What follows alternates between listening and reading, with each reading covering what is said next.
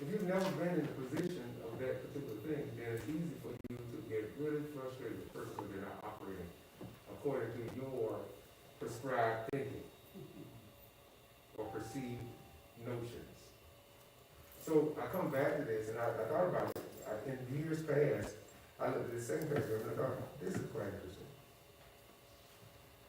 What's the major problem getting ready to happen as a result of this jealousy? We see jealousy as being the premise for the conversation. We asked about what caused it, the why behind the what causes jealousy. And we said sometimes it's a misunderstanding of job descriptions and or positions and responsibilities that lie behind it. Talk to me a bit about this second paragraph in the introduction. What does it say? Talking about speaking against the person that God is anointing. Authorities. Yeah. God has anointed someone and we speak against him. I've had people even say, oh, God ain't gonna do anything too. You can talk about him all you want to, ain't nothing happening to you. That's not true. Well, that's what they say. And as a result of what they've said, they even go behind it and prove it out, they say, by their activity. See, I said all that, ain't nothing happened to me. I did all these things, nothing happened to me. Reality is, in times to come, and God is so gracious. He is so kind. He will allow us to be just as ugly as we want to be about people. And then later on, come back and show you why he's doing what he's doing to you. Or why the things you wanted to happen didn't happen for you. And that happens oftentimes because we put ourselves on hold by our behaviors, our actions, and or attitudes toward those God has anointed. Whether it be our parents, who are our first authorities in life, and then afterwards our teachers and those persons who teach us in schools if they're not our parents. And then afterwards, whomever we come under as leadership, as bosses, and possibly those who lead us in churches and or organizations, auxiliaries, and clubs. So we find ourselves in all different capacities, whereas we have opportunity to judge, criticize, and be jealous of positions.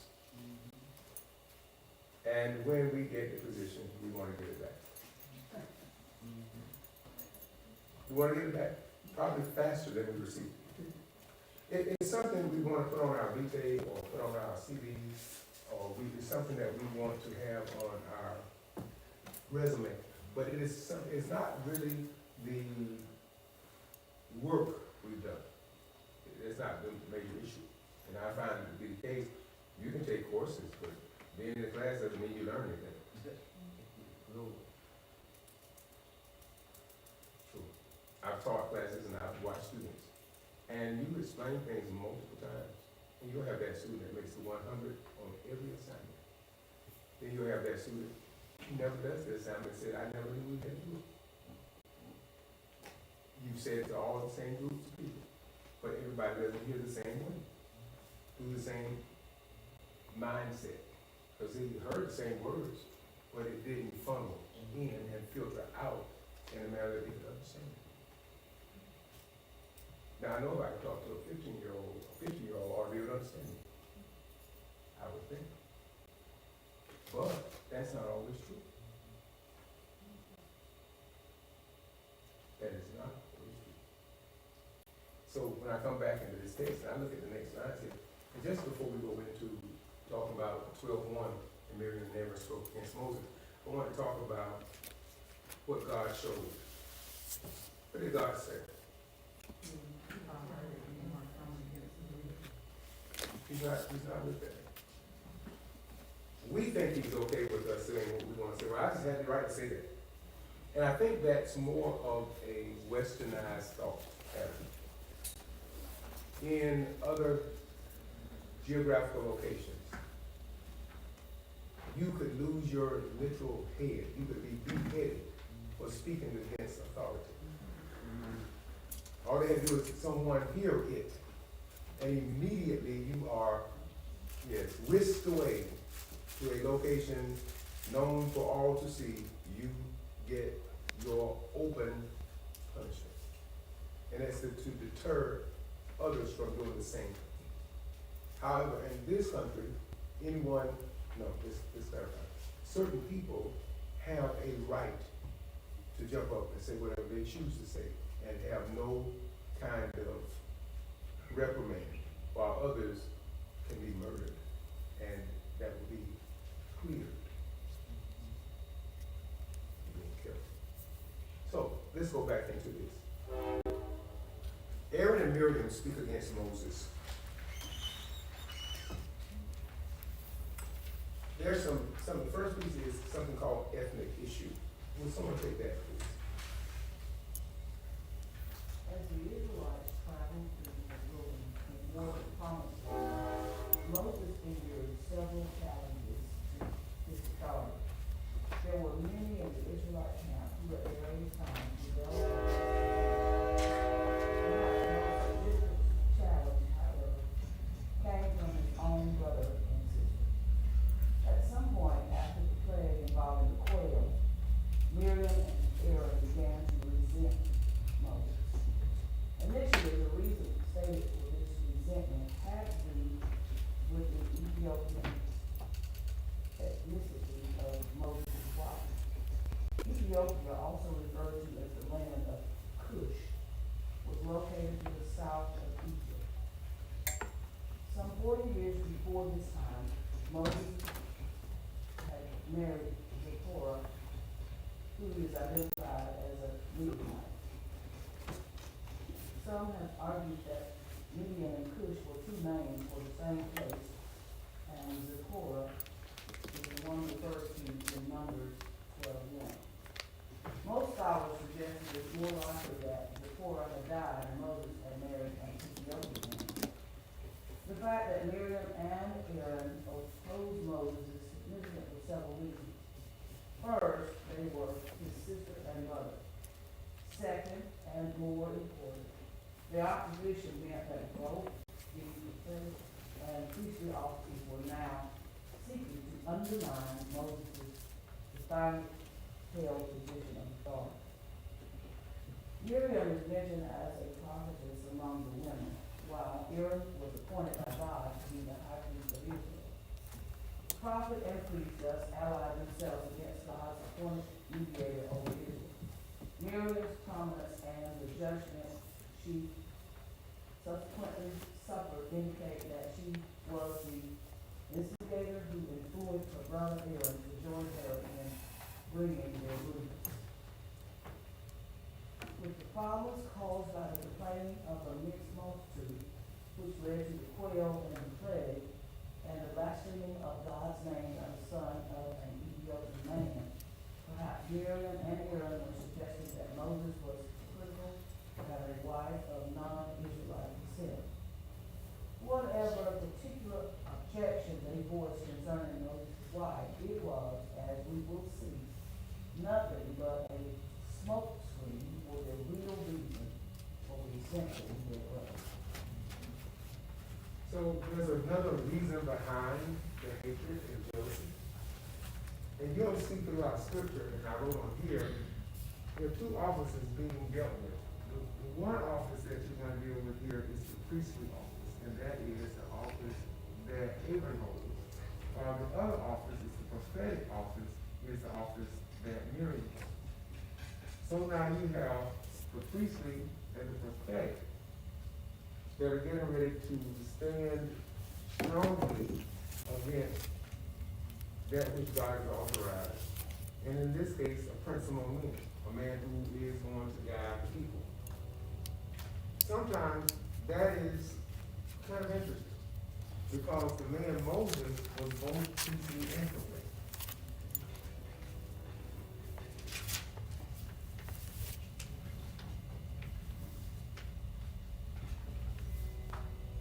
Moses has such a phenomenal background in that his birth and even his being pulled from the water is an indicator as to his job that he would be dealing with. The name Moses itself means drawn out one.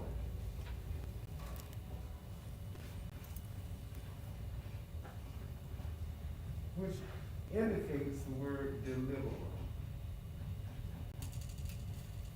So what they are doing, they're speaking against their own deliverance. they're talking against the very one that's supposed to help them get out of what they're in. He has, in this case, taken on a posture of, well, most points here, he doesn't know they're talking about it. That happens all the time in leadership. People behind the scenes are talking negatively about the leader. The leader is walking around unknowledgeable unless the Lord has something to do. So he may be promoting, pushing, and speaking kindly of those that killed him. He may be doing that, and he may be doing it without knowing that he's promoting them to do what they are doing against him. Because the more he promotes them, the others must say, well, he must not know, or he's in agreement with what they're saying. Of course you don't. As you go back and check Aaron and Miriam, this major issue is that they are his sister and brother. Now, of course, the one who has the most power in the conversation is Miriam. She's the eldest.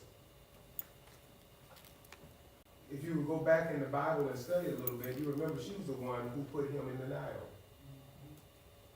She was the one who made the basket and put him in the Nile and had him. So immediately she feels like she has the right to speak negatively of him. I'm older than he is. I can say what I want to. I'm his sister. I saved his life. In reality, your position in helping get someone somewhere does not make you have any more power than that person. God may use you to get them somewhere and as a vehicle. It doesn't make the vehicle any better than the other vehicles around it. Just like the bulrushes, the pitch, and the actual making of it, the water itself, when you think of the stuff that was made to make sure that little vessel, little ark, if you will, was made for Moses to be placed in order for the Pharaoh's daughter to observe him.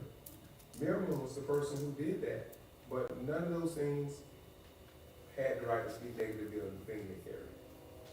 Whether it be the tomb of Joseph of Arimathea, they carried Jesus for a period of time, and or those who crucified him on the cross. No one can say, well, I saved y'all. Only Jesus saved. No one can take credit for what the Lord has done. In this case, no one can take credit for what Moses was doing by the species of God, or the authority of God. I go back into the text for a little bit. The first question of this, it's really interesting because it's about motive. And it asks the question, what reason does the text give initially for Miriam and Aaron's resentment of Moses? What did they say was the initial, the setting it off? His wife. Her ethnicity. Her ethnicity. And so you see what we're seeing now in our country and all over the world, no matter where you go, you beautiful people, no matter where you go, you're going to always have difficulty because of your color of skin.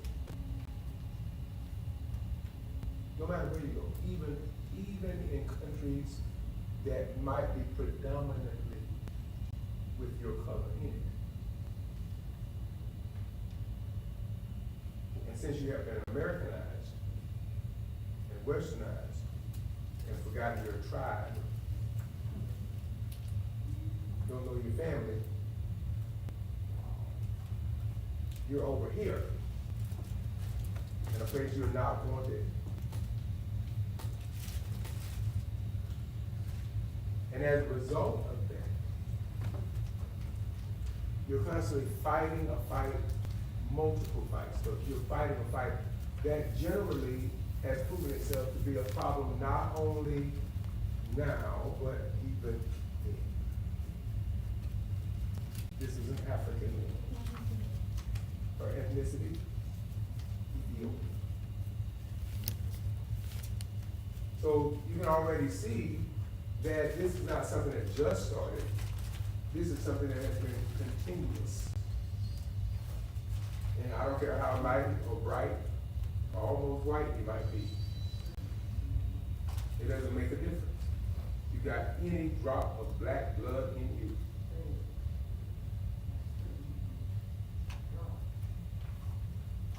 And we are, be honest with you, we are the most critical of ourselves. We don't promote our own. We'll find a way to demote them before we'll promote them. And if they get promoted, we want special. Oh, we just need all these things done. We'll never do anything for you, but we want you to do something for us today, right now, this very moment. And we see that throughout the text. When Moses is going through different things, we'll find him struggling.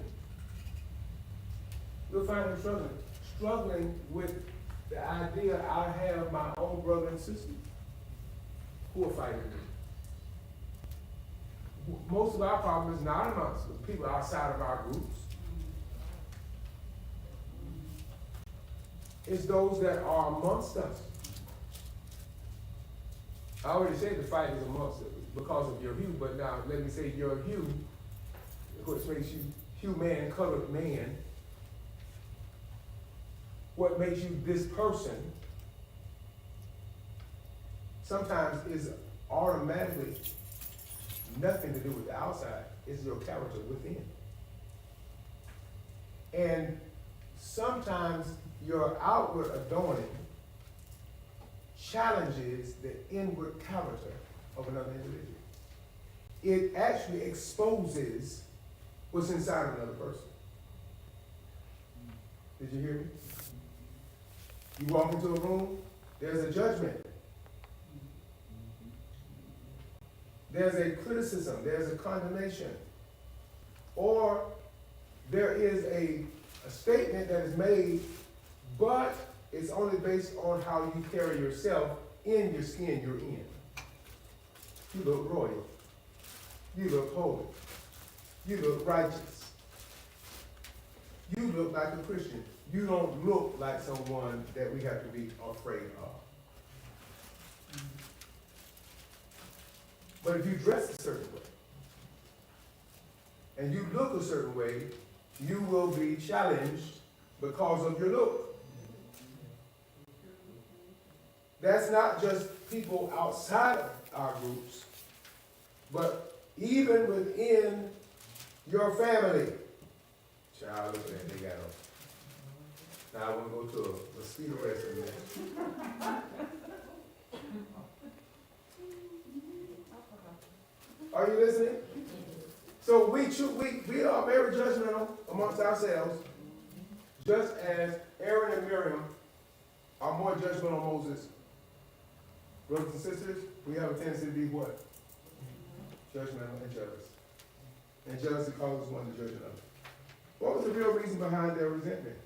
Are we going to get there? Let's find out. The real reason behind their resentment. Let's hear that. Miriam and Aaron's jealousy. Read it. Although Miriam and Aaron grumbled against Moses' Ethiopian wife, they revealed the jealousy within their own hearts by asking their real question. Did God speak only through Moses? The implication here is that God also spoke through them, prophetess and priest, just the same. Why then did Moses reserve such a great authority for himself? They resented the closeness of the relationship Moses had with God and the authority God had given him as Israel's foremost leader. They clearly did not like the fact that God spoke and ruled primarily through their younger brother. In their minds, Moses did not qualify for such a leadership role any more than they did. Perhaps they wished to imply that Moses was an authoritarian who had allowed his ego to get out of control and run wild, much to the detriment of the people. The only thing out of control in this situation was the jealousy that fueled Miriam and Aaron's complaint. In a parenthetical note, verse 3 states that Moses was the meekest man on earth. Meekness is in this instance is closely associated with humility, meaning that Moses was the exact opposite of how his sister and brother portrayed him. They saw him as egomaniac, as an while the commentary within the text says nothing but could have been further from the truth. So can we, without asking the other question yet, can we sometimes be projecting our thinking about someone else on them and that's not who they are? It may be who we are and we're projecting it on them. They may be a kind person, cordial person, caring person. But our thing is they're not kind, they're hateful, mean, you ought to meet them. I'm trying to tell you, there's something to them now. And we portray them or build a picture around them that's not them. When others meet you, and I'm a good example of that, when others meet you, they said, now, that's a shocker to me. And I said, what's the shocker? They said, well, you're nothing like I thought you would be. I said, now, I don't know if that's good or bad. Kind of explain what you mean by that. Well, what they're saying there is they've heard some things prior to meeting me, based on some of us. So when I walk in the door, there's already a stigma there is already placed there. So when I got to walk through that cloud and bring clarity to that. Not by knowing anything about what they, because I don't know that. I don't know what they know. I don't know what they've been told. I mean, most recently someone told me something. And it was before I became the officer I am now. And they shared with me who told them what and all. And I said, really? I said, well, that's quite interesting. I said, but now you see for yourself. You see, if you allow yourselves, you could get into a pity party about how people think of you. Reality is, you put away your pity party stuff. Put all the confetti down, put the hat off, take the hat off your head, put off your little clown nose. Get your big shoes off, take off your red wig, and go ahead, and let's get ready to go. We got work to do, don't have time to build ourselves up and make ourselves feel badly because of somebody else's thinking. Most often, generally, people out of jealousy will try to throw something ahead of you to stop you. They don't realize you've been running and jumping hurdles all your life, so that's just something you've been doing. You've learned to run through troops and leap over walls. You've learned to go through situations and come out. You learn to trust your God despite the people around you. You learn to understand that despite all that is fighting you, you got a God that's greater than your circumstances and your situations. So let them paint the picture, but don't offer them the paint. Let them say what they want to say. Let them be who they are. Because more than likely, individuals who have a negative context of you generally have a negative feeling about themselves inwardly. Because good people don't speak negatively about other good people. In their face or behind their back. That's just how that works. I looked at this second question, and you have seen it as well. And it says, what was the real reason? What was the real reason behind their resentment? What was the real deal? What's going on? Why did they have a problem? Yes. They resent Moses' relationship with God. They resent Moses' relationship with God. He primarily spoke to Moses. He doesn't just speak to Moses, he speaks to us too. That's right. So, and you find that to be the case in church. People feel like, well, I can talk to God. God speaks to me too. He's short to me too. Well, is that true? Possibly. He can talk to you, but did he give you the responsibility? So there we are. There you have it. The main reason was not about the wife. That was what was put out there. But the real reason was because he was the authority that God had chosen. So people will use one thing to fight you. So it's not necessarily what they said about you, Bishop, what they said about you, Dr. C, what they said about you, Deaconess President. It's not what they said about you. It's what you do. They might have problems with. True? It's not you are, it's not even that, it's just the idea is you doing it, it's not them. Watch me now. They'll try to undermine it, they're not even there, they don't know what's going on. Boy, I'm looking at books. They don't know what's happening with you. But they'll judge you and they'll criticize you and they'll put out little statements that are very negative and undermining, like little bombs or landmines. When you walk, you're not even aware that you stepped on things, but God got you covered. That's right. Moses, God covered you. Thank you, God. You can't even go into a place and a lot of great times. I don't like to announce where I'm going because people will call ahead. You gonna let him come?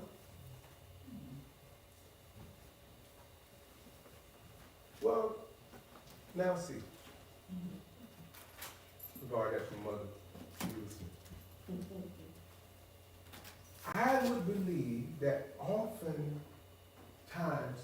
jealousies come from people who really are gifted and great. But their time and season for what their elevation is has not yet arrived. God wants to bless them and will bless them. But when they see you being blessed before them, that frustrates them. Because they feel they should have been there before you. Reality is, God got a set time for all of us. So what may be acceptable for one may not be quite ready for the other. Let's move into the text even further. I want you to see this. This is a good one. The next sentence, or next set of sentences, talk about God's call. God called Moses, Miriam, and Aaron. And this is interesting. What's going on? Read it. God wasted no time in getting involved in this dispute. Rather certain.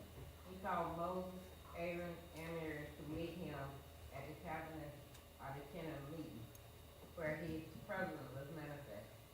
God would not want to tolerate any more of the backbiting against Moses by his sister and brother, who were not going to be called to account for their envy and rebellion. Previously, we learned about a man who was punished for cursing the name of God, and now we see the seriousness of speaking against God's chosen servant. While not as serious as speaking directly against God himself, it is still a dangerous thing to speak against those who God has divinely chosen for the specific work. It is like saying that God did not know what he was doing when he chose that work. God used individuals and church committed to help God's servants find a place and minister where they can best serve the Lord with their unique gift. However, ultimately, it is the Lord who chooses people for service according to his will. Admittedly, we may not always understand his reasons, but we must always be content to submit to his will. We must be content to serve in the capacity for which he has called and equipped us, and to work humbly alongside our fellow servants. After Moses, Miriam, and Aaron gathered at the tabernacle, God descended in a pillar of cloud and stood at the entrance. Here he called Miriam and Aaron to come and appear before him. This moment reminds me of the many times my brothers and I would get into a fight as boys, only to hear the thunderous voice of my dad calling our name. Those situations did not typically work out in the tolerable way for me. And it was not likely things would go so well for Miriam and Aaron either. So we're looking at what God does. What does God do immediately? Come here, children. Moses, Miriam, Aaron, get here. Come to the tent. I need to talk to all three of you. Now, the problem I have here, just one problem I have, is Moses had to go to the tent, and I don't know if he knew what was going to the tent for. That tent obviously was the tent where you get corrected. You know, we have rooms in the house that you get corrected in. I don't know if y'all have, but we had a room. Come in here. Come in here. Yeah, no, see me in that room back there. I'll see you in a minute. That room immediately meant trouble. Maybe y'all don't have that room. Maybe your whole house is that room. But my point is, you know somebody tell you to go to a specific place, and then look at the tone and attitude that come with that assignment. Jesus help the children.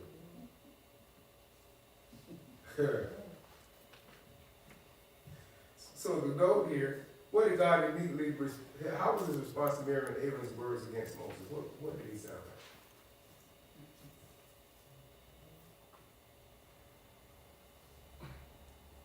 Well, let's look at number 3. Your response there is quite interesting. It says God wasted no time, right? So read that out for me. Aaron. God wasted no time in getting involved in this dispute. There suddenly he called Moses, Aaron, and Miriam to meet him at the tabernacle, or a tent of meeting, where his presence was manifested. That next line is no joker, is it? Yeah, I am not going to have this backbiting about my servant. I've had enough of this. And with God often, especially when I look through scriptures, it seems as if he was very quickly corrected. Old Testament. New Testament is more graceful and gracious. They allow you to walk right on through, say what you want to say, do what you want to do. But I don't know when that day is going to come for it. When he arrests some of these people for some of the things they say. Number 4, what do you see? The question is, how did the Lord show his presence to Aaron, Miriam, and Moses? What did he do? Descended in a pillar of cloud and stood at the entrance. So he showed up in a cloud. That cloud is the typology of something. And I always like to ask people, what is the type of that cloud is a representation of where he is in the daytime. At night he would show up as fire. In the day he would show up as a cloud. It's interesting. So I'll come back to that in another teaching, which I think will be most especially helpful here. Let's do the next one. The faithfulness of Moses. Read it. The faithfulness of Moses, Numbers 12:67. There was no mistaking who was speaking to Miriam and Aaron as God told them to hear his words. The pillar of cloud gave visible manifestation to the presence of the Lord. Normally when God spoke, he did so through Moses. In this instance, however, he addressed the rebellious prophetess and priest directly. He did not provide Moses with words of defense to recite to his sister and brother. They likely would have been suspicious of that type of message, so God spoke to them directly and audibly in a way that left no doubt that he was the speaker and not Moses. In fact, Moses remained silent through all this. God did not deny that he spoke with and through prophets, but he typically did so by visions and dreams. Moses, on the other hand, was unique. The commendation that Moses was faithful in Almighty house does not mean he was perfect. In fact, as we previously learned in Numbers 11, he at times voiced his own displeasure with God. However, Moses was faithful in what God called him to do. Though he stumbled and sinned occasionally, the consistent pattern of his life was to obey the Lord. It is significant that God identified Moses as his servant. This points to a special relationship between God and Moses that is detailed more fully in the following verses. Moses was a prophet, to be sure, but he was more than that. He was also Israel's intercessor with the Lord and the mediator of the covenant between Israel and God. Very good read, thank you. looking at this, what are we finding out here? What's going on with God's relationship with Moses?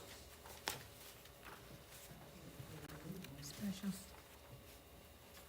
It was unique? Tell me about that.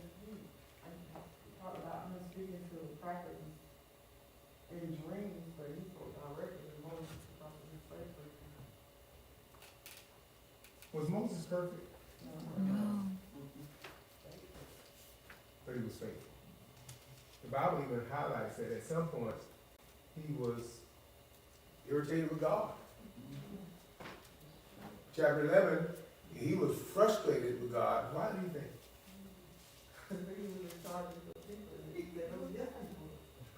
I had enough of this folk right here. Whoa. I'm going off that. Anyway. And sometimes that happens when you get frustrated with people. You say things even about your own family, your own people that came from you, and you'll say stuff about them to them, if not to everybody else about them. I mean, because we have good days with them, but sometimes those crazy days, hallelujah. Jesus, help me, children. You got to start up. You have to talk to them. And you have a special way to talk to them. Only you and they know that you have a way you can talk to them without talking to them. Most times my parents didn't very much say a whole lot. They just looked. And that stare, ooh-wee. Listen here, it made everything in you straighten up and stand up and do what it's supposed to do. That looks straight out the world.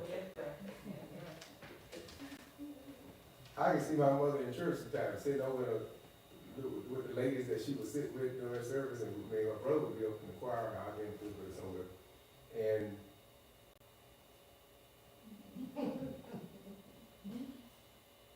I was in my mind thinking, is my towel? What is it? Why is this lady looking at it? Is it wrong? You know, because you want to adjust everything. I was trying to figure out what was going on, so later on she would tell me stuff. And I was thinking, oh boy, I'm so glad. I'm so glad that was what that was, because I don't know what you were looking at me like that for.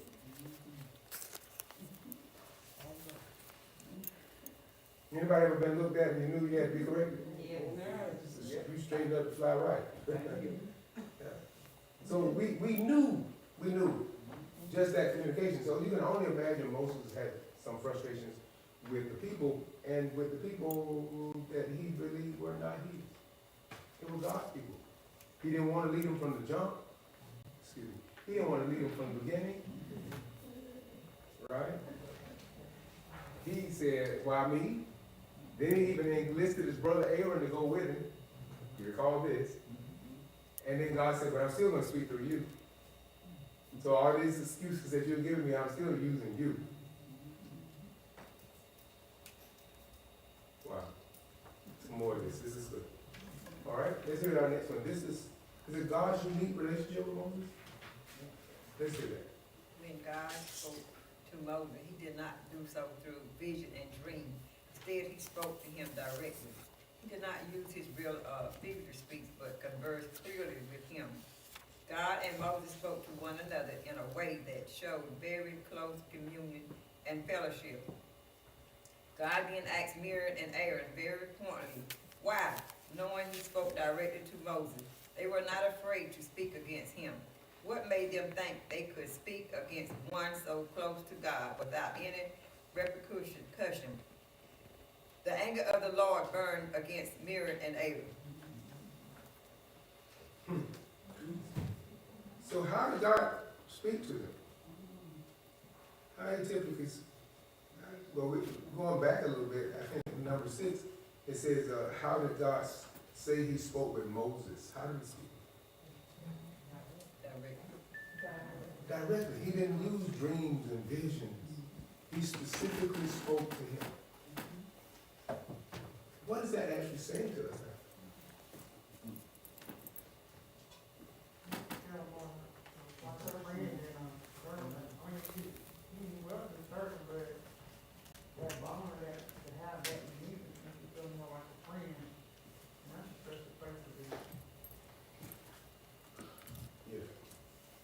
I like that idea. To have that, what a friend you have in you. What a friend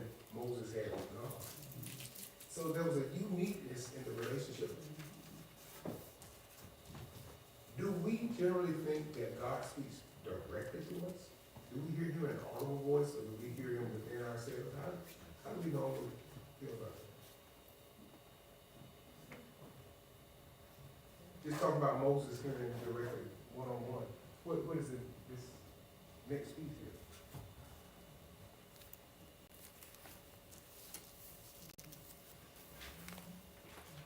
Tell me what you get. How does God talk to you? I know many of us say through his word. Combination of things. Yes, through his word, dreams, visions, another person's voice. Your words, you'll know that's God talking because of your past prayers or past struggles and something they say, like for instance, you'll say something that will be a push or yes in us. I believe God talks to us and He talks to us in a various number of ways. So, various ways he talks. And you said through dreams, visions, other individuals, and through past events that have taken place when a person is speaking, you can identify with those things and say, that got to be God, because that's what he's already dealt with me on. He's spoken in regard to that through these other things, other ways of methodology. A lot of times we don't necessarily talk to everybody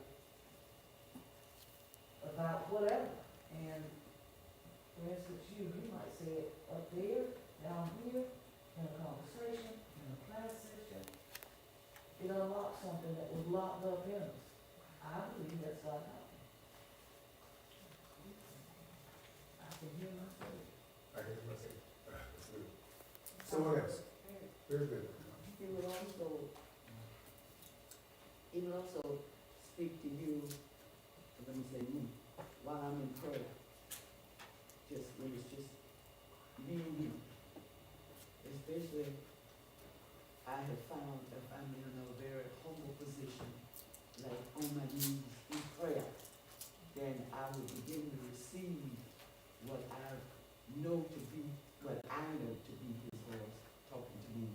So most of the times, if I'm in my prayer closet, in my prayer room, I try to keep a pencil and paper so that I can write what I'm receiving.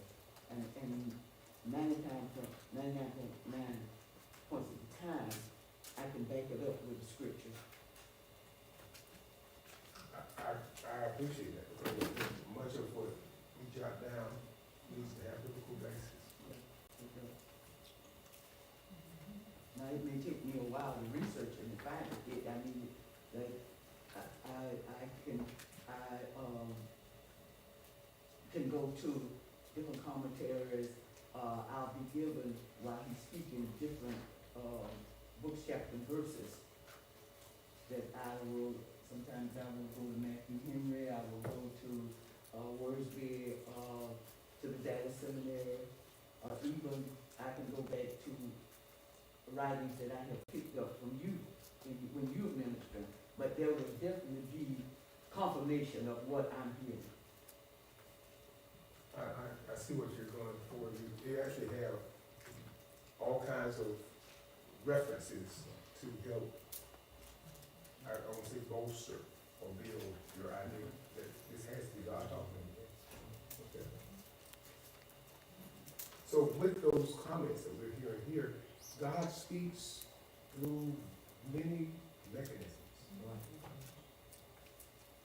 So there's no one way, but specifically with Moses, he was talking to him One-on-one. one-on-one. It was a place that he met with Moses, a place that he talked to Moses, and when Moses showed up in those locations, God spoke. Now we come to a place, that last piece that Deaconess Rich read was the anger of the Lord burned against Miriam and Aaron. So it brings us to a place, this is our last portion of our section, and this is Moses intercedes for Miriam, and the reader is dealing with Miriam's how she contracts leprosy. Let's hear it. The setting just described above is that of courtroom, where the plaintiff defendant and judge are assembled. The judge had already heard the plaintiff's case against the defendant and called all parties together. Interestingly enough, the defendant never had to say a word, as the judge actually doubled as his attorney and spoke for him. The case against Moses, spurious as it was to begin with, was dismissed entirely when the judge left the courtroom. But his ruling against the plaintiff became clear, as Miriam instantly became leprous. This would surely have stunned both Moses and Aaron as they saw their sister turn completely white with this infectious skin disease. I've heard so many different pastors do their own commentary on this, that it would be interesting just to hear. But look at number 7. In what way did God punish Miriam? Give her leprosy. She contracts leprosy. Very good. Now, do you think this affected Moses?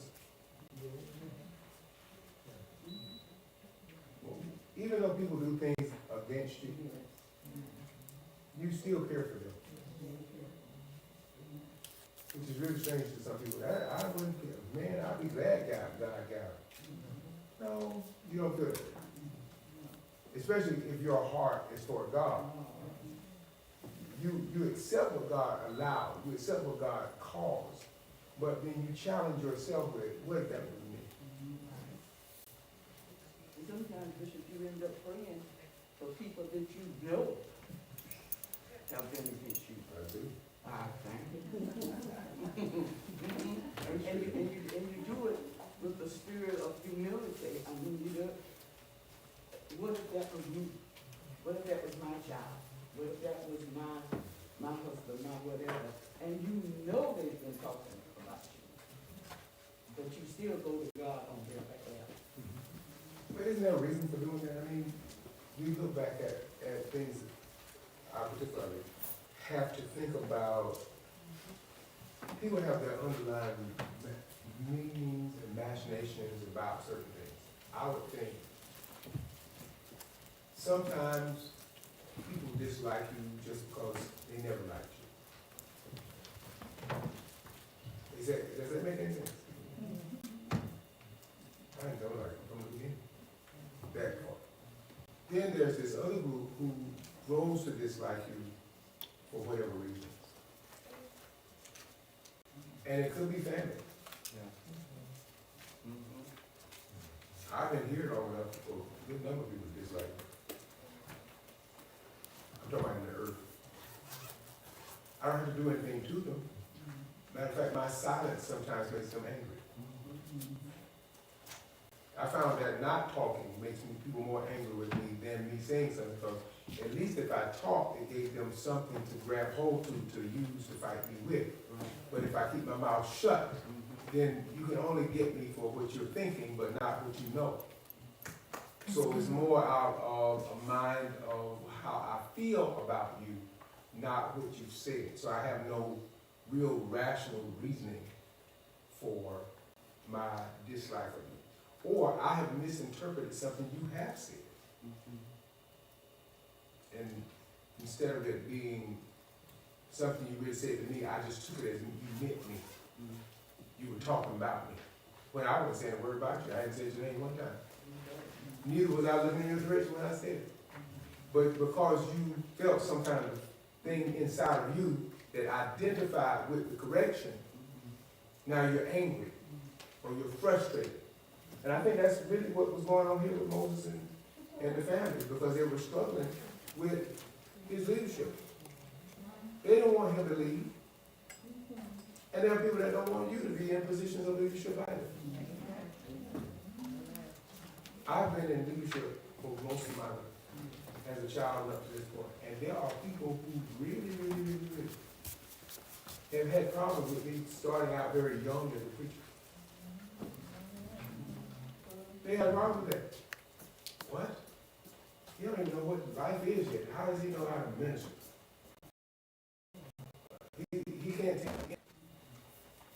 So immediately there's a fight for that. Then as you get older, there's another fight. You're not living, you're not enjoying your life, so why you just made this Jesus stuff so important? Then you'll have that other group of people who say they're on your team, but they're only on your team to find out things about you so they can use it against you. Or at least look like they found something out about you so they can do it against you. So, you know, this Miriam and Aaron had a real situation going on. And Moses had a real tough setting to work in. Can I say today, Moses struggled with the idea that was my big sister. Big sis is suffering. Holy smokes. We got to do something about it. Yes, sir. Yeah, they had to see that, like that struggle, that battle, as we see with Aaron and Moses, same thing with Joseph and his brother, when Jesus was talking to Peter. You need New Testament teaching. It's not our battle that we're fighting. We're not really fighting the flesh and blood, but it's actually that spirit that come about the person at that time. It's the spirit. It's like if you go to your family and I come to my family. I have a brother. He and I, we fight all the time. Verbally, and used to be physically when we was young. But I actually witnessed this young man willing to sacrifice his life to save mine. And then he came in and told me, said, now boy, we always fight. But you know I love you and I lay it down for you. So it's the spirit that's operating at that time. That's part that I gather. And even when I read the scriptures and I try to understand it, just like Peter, he was in the spirit of God at one moment, and then a few verses over, Christ is telling him that he's been used by devil. I'm just gonna stop there because I just keep going and battling. But that's what I was gleaning from that. They're battling these spirits that they're allowing to use. If I hear you correctly, what I just heard you say in summary was that the battle that Moses is dealing with regarding Miriam and Aaron is similar to that of Joseph with his brothers and Peter with the devil. Actually, because God has spoken through him once and then Satan starts using it. And it's funny because the same person God can use, so can the devil. That's what I picked up from what you're saying. So it's like a spiritual warfare, and you got to be able to make a distinctive between God's voice and another voice that may not be God. So sometimes when we go back and I ask you, how do you know it's God talking to you? And we go back and say, well, we got some references to his word that say this is true.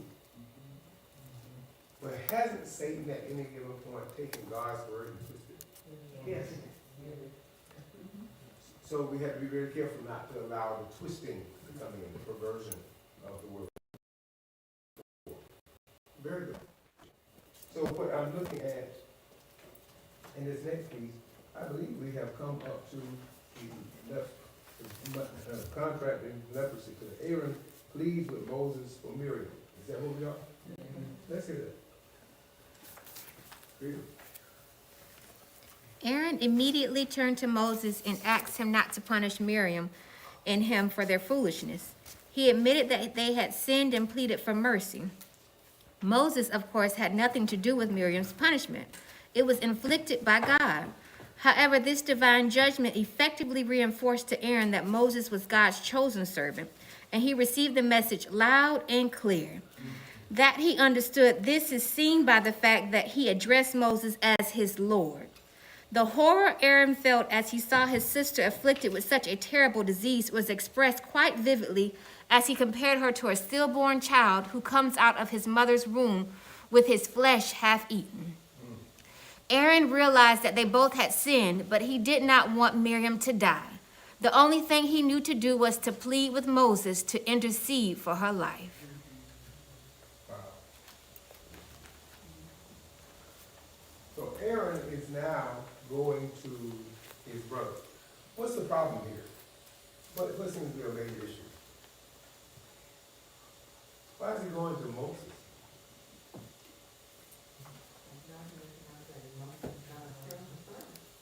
He recognized it. Somehow the light has come on. But Moses didn't put that on her. God did.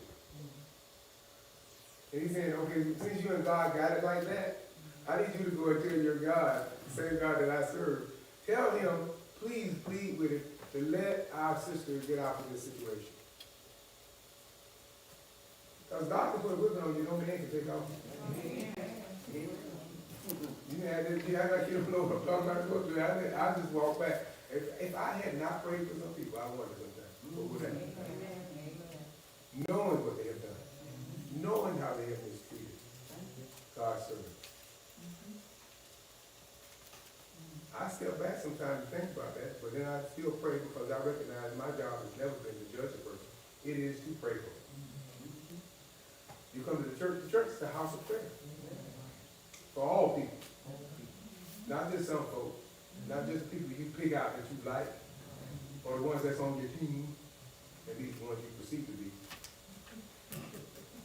Because I can guarantee you, everybody that look like they're on your team may not be on it. Smiling, talking to you the whole time, cheesing, and never were on your side. So I'm jumping. And here's the next piece. I think this is really good. The question that arises out of this request from Aaron to Moses is question number 8. And the question says, how did Aaron respond when he saw Miriam with leprosy?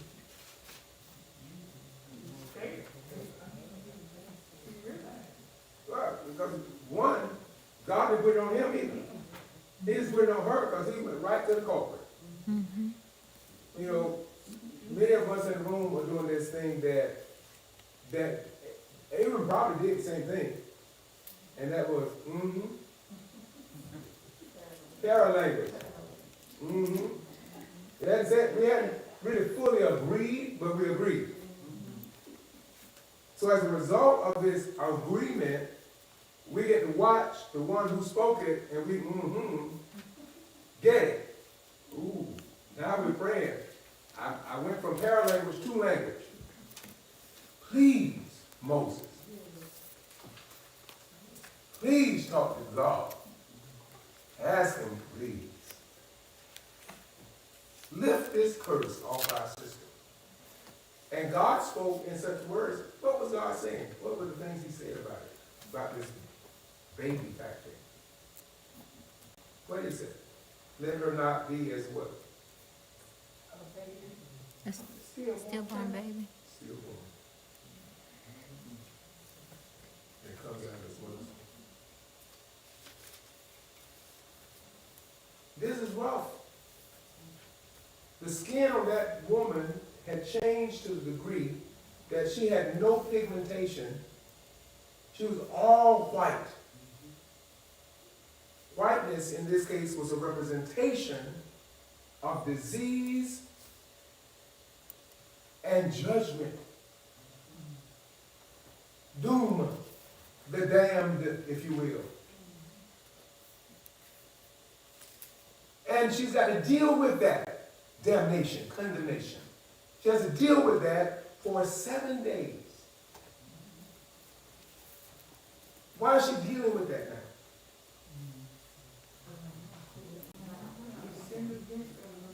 Her words against her brother, who was the authority over her. And she did hold back on anything she was saying. Matter of fact, notice who did not ask Moses to pray for her. She didn't.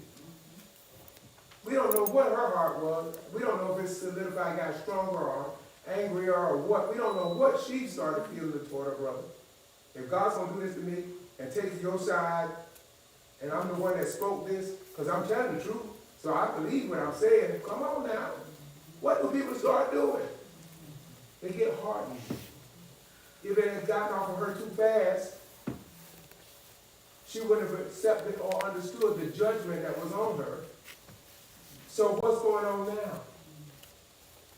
What's happening? Anybody know? I'm not sure,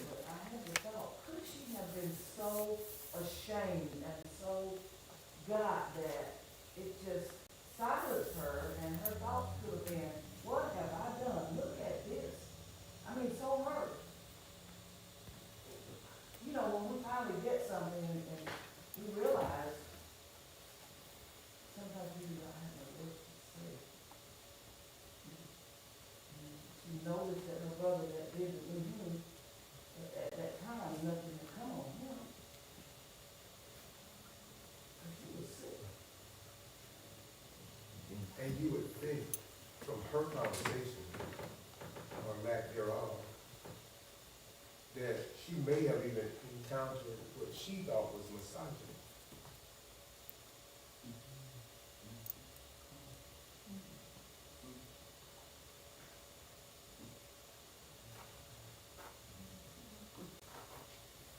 I saw a reckoning coming on with Miriam, a reckoning of understanding that they were doing that in the private council amongst themselves.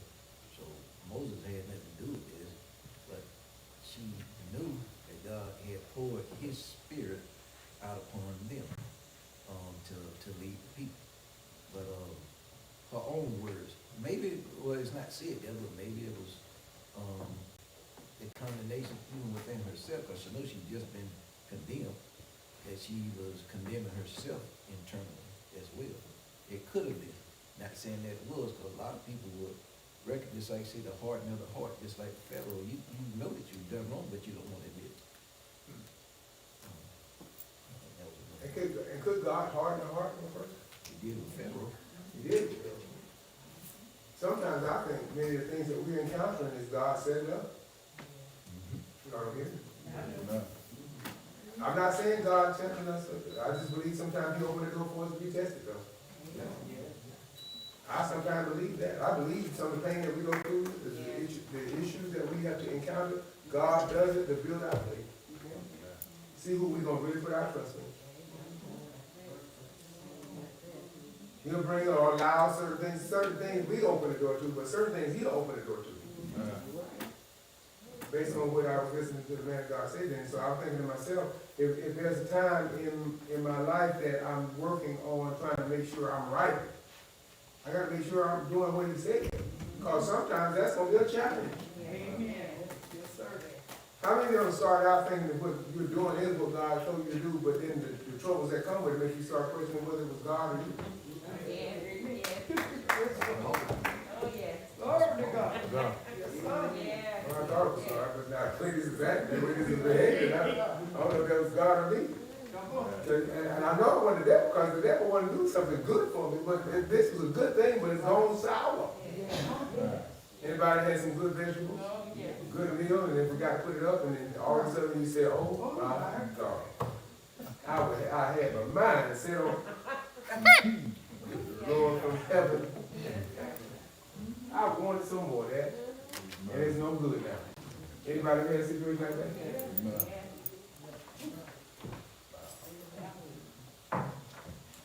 Well, now, see. Again, I like this lesson because it's so real, it's so revealing. You got some cool little thing, I guess. That's what I was saying. So you'll hear that throughout service today. You know, Bishop, the thing that's very interesting to me with this lesson is how the very person that God used to save Moses, put him in the basket, put him in the water, is now the person is being punished for talking about him. That's amazing. I don't. Well, that's where you parents.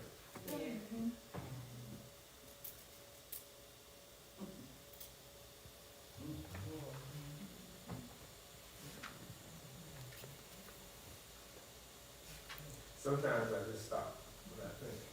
It's a lot of things that people do to you after they've done something for you. And many times they feel that they have the license to do it.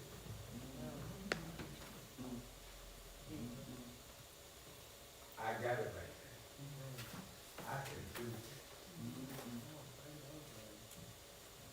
We got people in our circles that believe that they can. I know that people disrespect names. Now I'm gonna step over here. I'm gonna say it this way.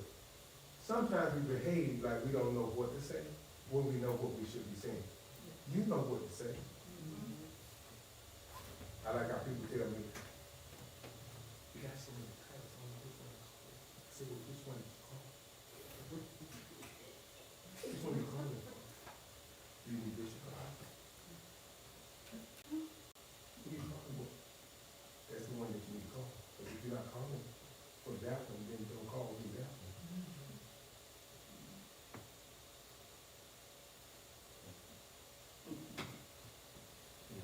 Jehovah Jireh, I need some providing. Anybody? Yes.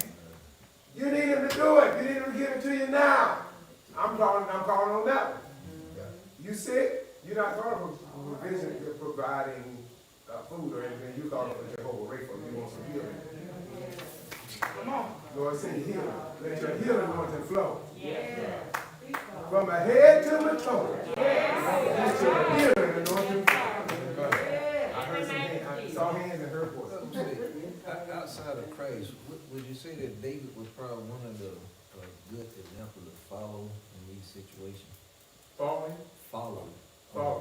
As so far as know how to respect the leader in what way he's going. Yes. When he had Abishai corrected for wanting to take out the life of Saul, I thought that was phenomenal. Because he had such a respect for his leadership. And although he knew, here's the deal, he knew the javelin throwing Saul was trying to kill him. But he never disrespected him. He never spoke lowly of him. He always kept him in the anointed position and referred to him as God's anointed. Just like Satan. I tell people, be mindful what you say about people. I don't care who's in office or who's not in office.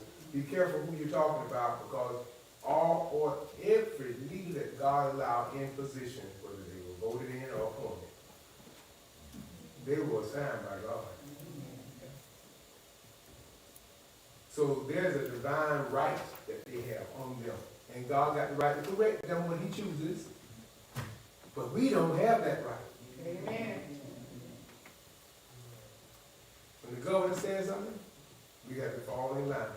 The president says something, the governor should fall in line.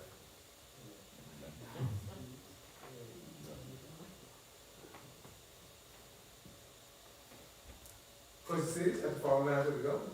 So what is it that the governor don't understand about him falling in line with the governor? It's a question. But I have a problem with a lot of that. A lot of this has become political. But it's not even about politics anymore. It should be about how the people are treated.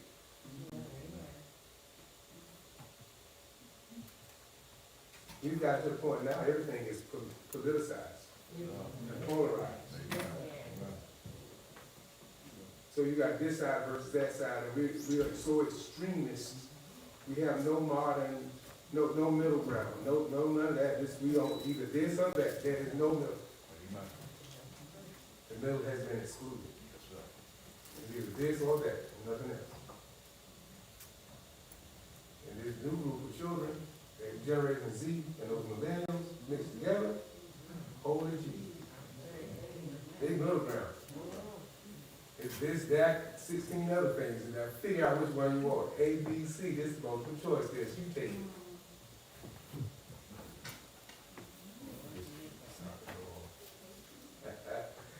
Wow. Last one, we got our Moses prayer and God's answer.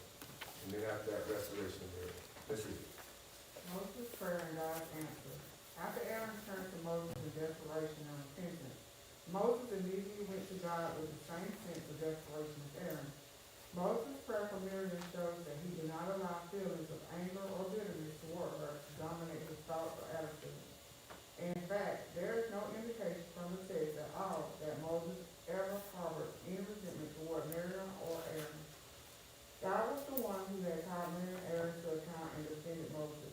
Moses, on the other hand, never offered one word of self-defense or rebuttal. God responded to Moses' intercessory prayer for Miriam by stating that he would forgive and restore her, but her sin would not be without consequences. She would be healed and restored, but she would undergo a brief period of punishment. The Lord explained that if Miriam's father had spit in her face, she would be required to leave camp for 7 days. This was not based on specific statute from the Mosaic law, but to be spat upon was the scope of contempt and to be made ceremonially unclean. Miriam's offense called for more shame than that, yet God was willing to treat her graciously. She could have been sentenced to permanent banishment, but he limited her exile from the camp to just 7 days.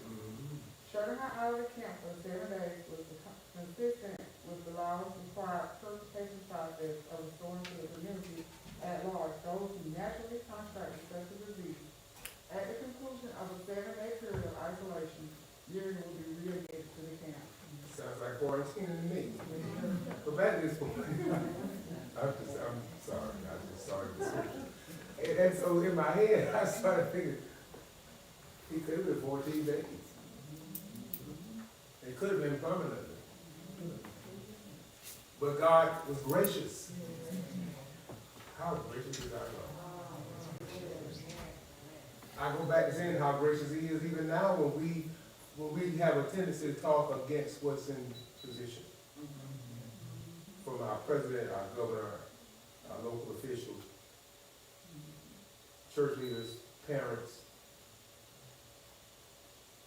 When we think of all the people that's in our lives, we have so many people that we have to submit to and surrender to. And in that same note, they have someone they want to surrender to. They all have to give them to God. Whether they believe him or not. That's the whole deal.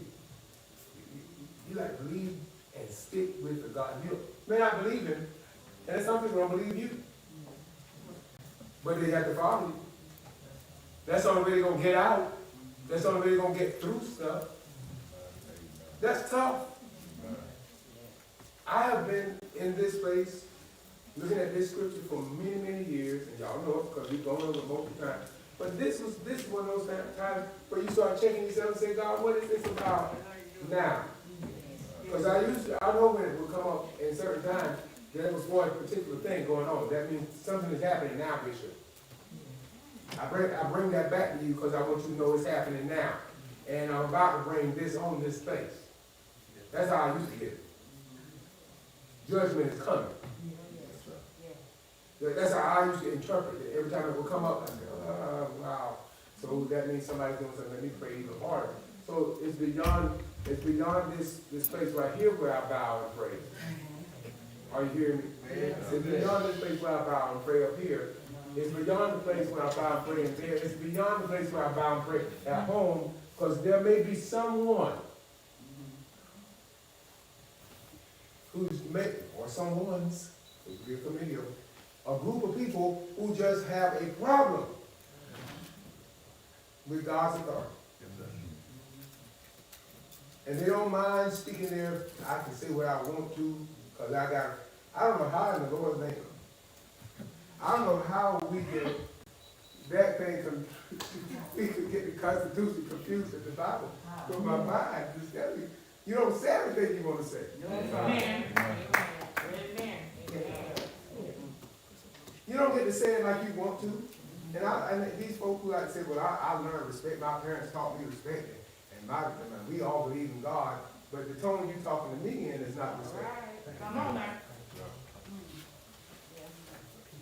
And the God you serve, y'all believe in God. You want to even begin to speak. You would have kept your lips shut. Because you don't realize they can be sealed in a coffin just as sure they can be sealed in life. Come back.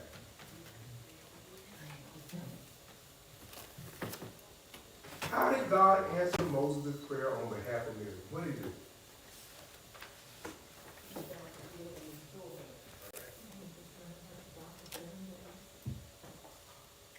How many days?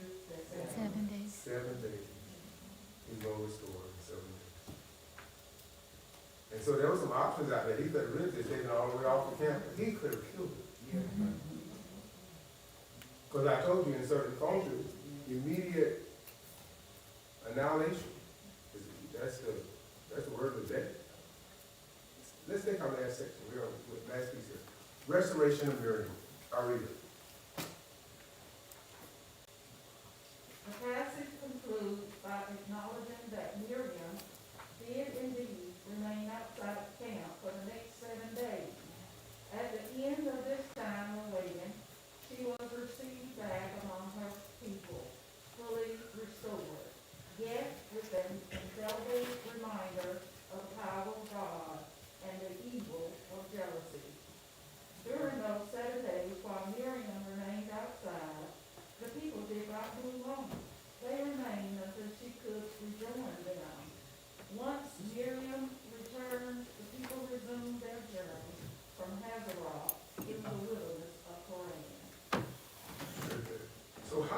God gracious to Miriam even in her judgment? He did not. Today's aim, facts. Could someone take that, please? Everyone, facts. To learn to see God's faithfulness in the face of evidence and betrayal of even close friends and family.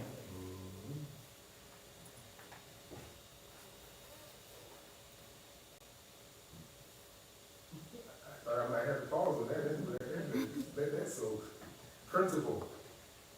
Affirm that each of our roles in God's plan is determined by God alone. Now we think we made that decision. Don't you think we made these decisions? You know, we don't know that God influences the heart. That's called grace. Divine influence on the heart is grace. That's all that is. It's just that God graced you to do this. You know, because he can allow you to come in and allow you to go out. He can allow you to go up, or he can allow you to stay in the same space. He can promote you or demote you. Your job is to think. That's all. Let's do this last one. What do you see? Application. To acquire the focus and determination to not be distracted from seeing God's faithfulness by the ungodly acts of those around us.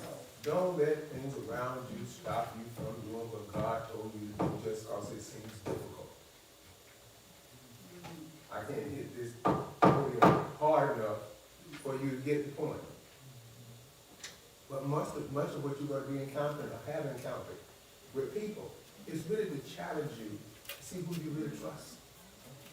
Do you really trust God like you say you trust God? If things don't happen like you think, will you still lean and depend on Him? In the hour we're living in right now, we're getting to start seeing things changing dramatically. Not just dramatically, I said traumatic. T-R-A-U-M-A-T-I-C. Why am I saying that? It's happening. Things you least expect, God shifting them. And with that being said, be prepared for what He's going to do.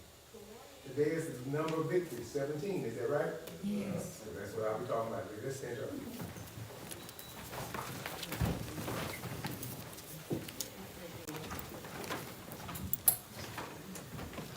Those who have not given, please feel free to give to our precious Father, we love you, praise you, thank you for this day, this time, this opportunity to minister your word. Pray, God, that you would help us to remember these words that have been taught today regarding Miriam, Aaron, and Moses. We ask, God, that you keep us ever so mindful of how we live daily. Help us to see, know, and understand what authority does in